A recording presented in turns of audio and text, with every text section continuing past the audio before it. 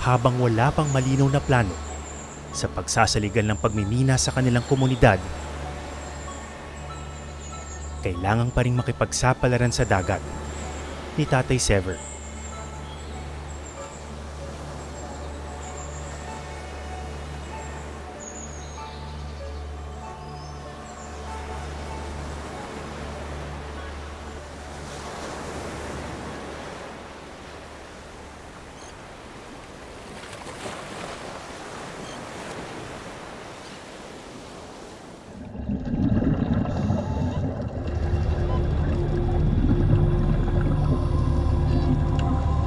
Sa ilalim ng tubig, minsan maligaya,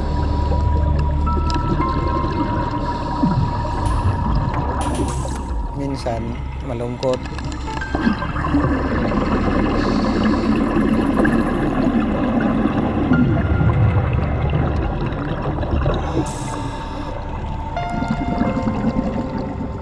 Minsan malaya.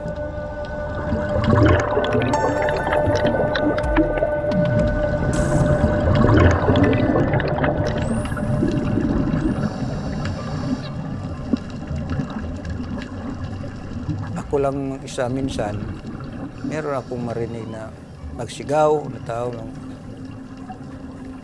"Uy! Uy!"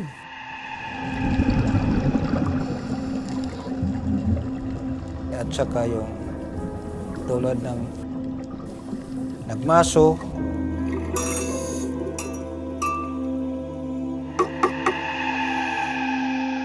tulad ng nagbuso na ng hangin ganyan, magsagit-sit mo yan.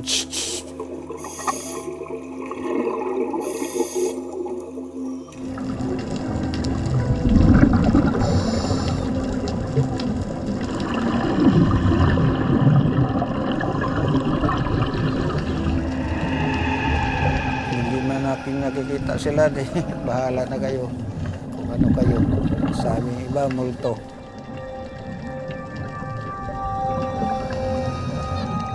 Hindi naman natakot kasi sanay na.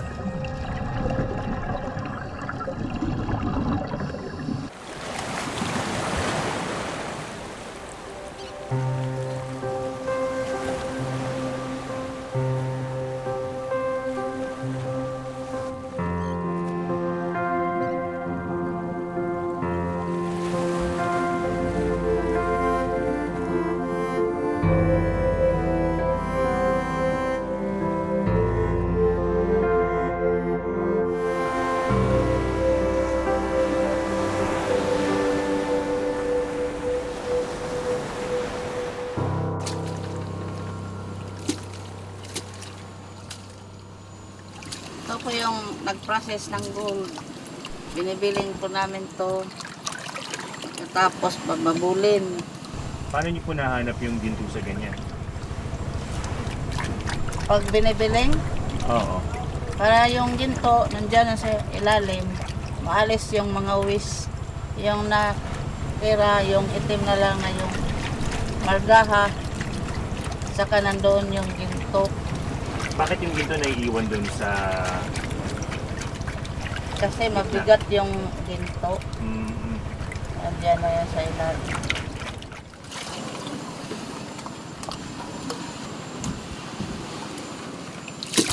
Mahirap mo yung ganyan trabaho. Mahirap din. Sanay na lang kasi araw-araw yung gawa na.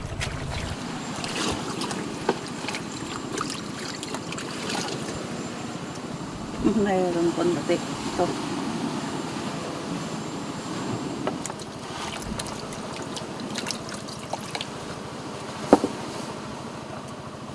Ano po yan, Nay? Sogi. Mercury. Asogi. O mercury. Ito kasi yung manghuli ng ginto para mabuo.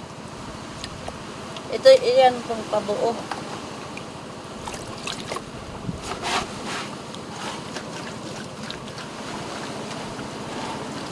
Tinatanggal niyo yung buhangin. Tinatanggal yung buhangin. Tapos linisin bago yun isala. Kasi marami pang bato.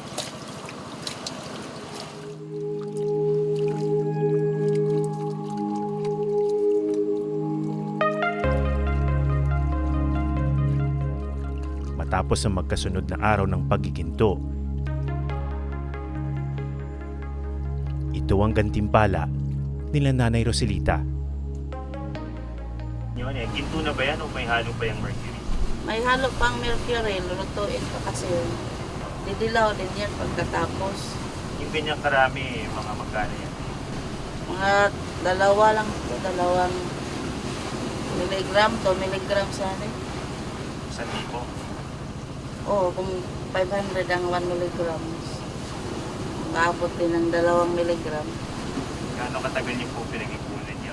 2 araw. Mm.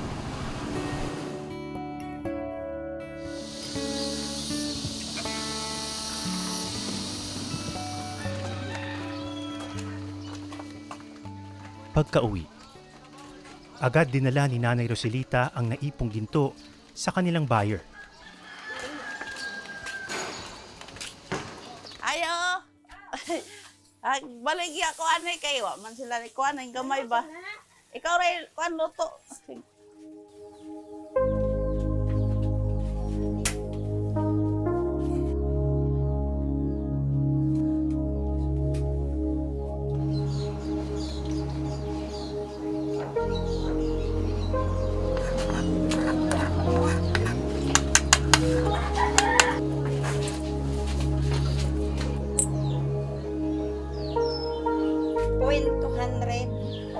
Tapos yung bayad mo is 1,000. Salamat po. Kumusta na? Magkano ang kinita niyo? 1,000 lang yung kinita ko kasi yung ginto ko 200 milligrams lang kasi yun. 1,000. Opo. Magkano po ang utang ninyo? 1,000 kapin. 1,200. Tapos yung hindi ko naman magbabayad ko ngayon para kalahati lang. Kasi wala na po kami pambili ng pagkain kung iubos ko yung pagbayad. Nang Delia, andaman na itong akong utang. Kay, andaman itong listahan kaya bayad ako.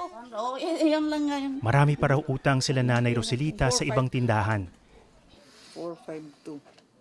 Pero kahit papaano, nabawasan na ang isa. 452 ang natira sa kinitang pera ng pamilya. Masaya rin kahit konti na kapag bayad rin. Baka bukas o ilang araw makaimpasa rin. Pagka wala pong utang, babalik na naman. Ganun lang yung buhay namin, utang bayad. Ganun lang yun. Ang importante, malakas yung pangatawan natin.